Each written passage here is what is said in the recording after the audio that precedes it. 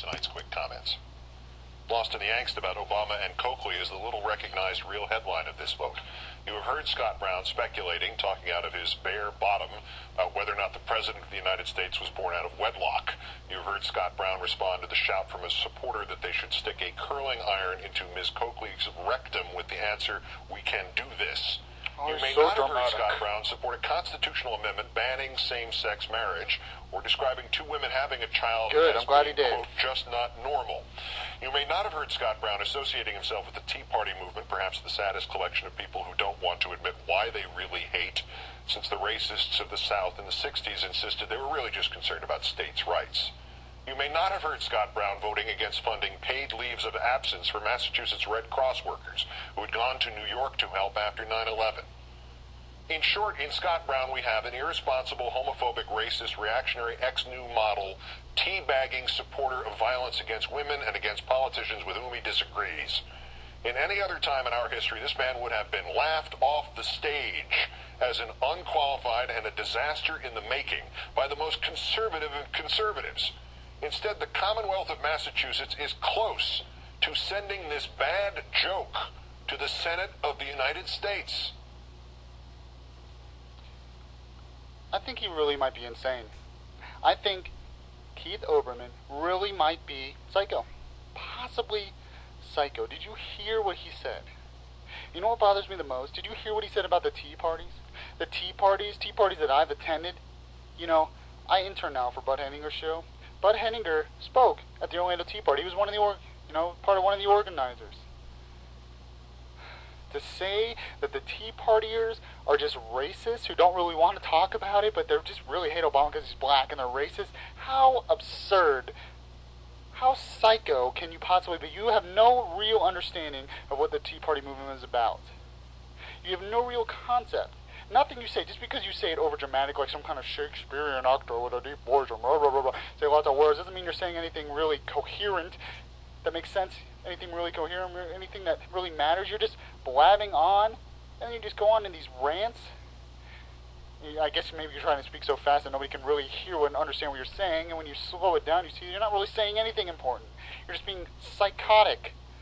That's a word when I think of when I hear this. Psycho. He has no real understanding of the Tea Party movement at all.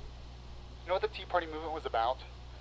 The Tea Party movement, well, it goes back from the original Tea Party was not a rebellion against blacks. It was a rebellion against overbearing government and high taxes and government spending. You have no understanding, Mr. Olbermann. To say that they're all racist is an insult to people that I'm good friends with, that I care about a lot. And it's just how you have a show, how you have anybody listen to your psychotic rant. I don't know. Maybe they get a good laugh out of it. You want to know where the Tea Party really started? It started with one man. The Tea Party movement started with one man, and he was on CNBC, and he was commenting on what Obama was doing. This was the beginning, like right after the stimulus. He was commenting on what the Obama administration was doing, how much spending they were doing, how they were not doing anything right economically. And he said it during a show, and this is Rick Santelli on CNBC. This is where it started. This is where the whole idea came from. And you'll see he says nothing about race in this at all. Also, we want to get to our task force right now. Rick Santelli and Jason Roney of Sharma Capital are standing by at the CME Group in Chicago. The person you're really going to want to listen to. Rick, have you been listening to this conversation? Listening to it, I've been just and everything, to and it the people behind it's so Mr. funny. Ross He's so has right. nailed it. You know, the government is promoting bad behavior because we certainly don't want to put stimulus forth and give people a whopping $8 or $10 in their check and think that they ought to save it. And in terms of modifications, I'll tell you what, I have an idea. You know, the new administration's big on computers and technology. How about this, President and new administration? Why don't you put up a website to have people vote on the internet as a referendum to see if we really want to subsidize the losers' mortgages, or would we like to at least buy cars and buy houses in foreclosure and give them to people that might have a chance to actually prosper down the road and reward people that could carry the water instead of drink the water? Hey, Rick, that's a novel idea. Hey, Rick, did you... What? Who thought of that? They're like putty in your hands. Did you hear? No, they're not, Joe. They're not like putty in our hands. This is America. How many of you people want to pay for your neighbor's mortgage that has an extra bathroom and can't pay their bills raise their hand? How about we all... That's so President awesome. Obama, are you listening? How about we all stop paying our mortgage? It's a moral hazard. This is like mob rule here. I'm getting scared. I'm glad I'm Don't get scared, Joe. They're already scaring you. You know, Cuba used to have mansions and a relatively decent economy. They moved from the individual to the collective. Now they're driving 54 Chevys. Maybe the last great car to come out of Detroit. They're driving them on water, too, which is a little strange to watch at There you times. go. Hey, Rick, how about the notion that Wilbur pointed out you can go this is down where to he gets to his point 2% soon, on the where the mortgage You can go down to minus 2%. and They still can't have afford 40% the house. and still have 40% not be able to do it. So why are they in the house? Why are we trying to keep them in the house? Mr. Summers is a great economist, but boy, I'd love the answer to that one. Jason, You get people fired up. Jason, Of course he wanna, does. Thinking of having a Chicago Tea Party in July. All you capitalists that want to shut Right the there. Lake Michigan, I'm going to start organizing. That is where it started. That is where the whole idea started. So one man on CNBC who looks at the camera and says, you know what, we're going to start a Chicago Tea Party in July because we are sick of government spending. We are sick of overbearing government. We are sick of government intrusion in our lives. This is not a socialist country. This is America. Freedom, individualism, capitalism.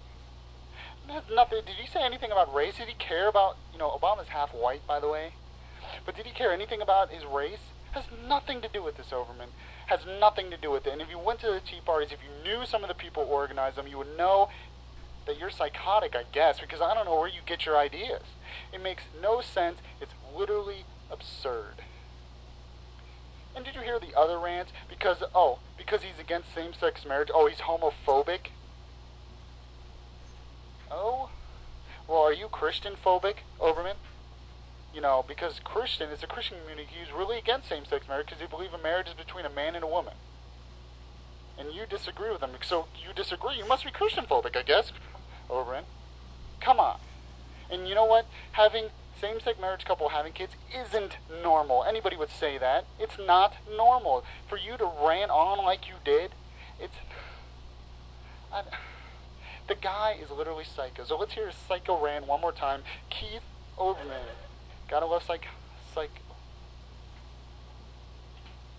Also, we want to get to our task force. Wrong one. Here's the second of tonight's quick comments. Yeah, this is even Lost in the quick. angst about Obama Oh, and yeah. Coakley is I'm a little Keith Olbermann, recognized a real bird, headline man. of this Oh, book.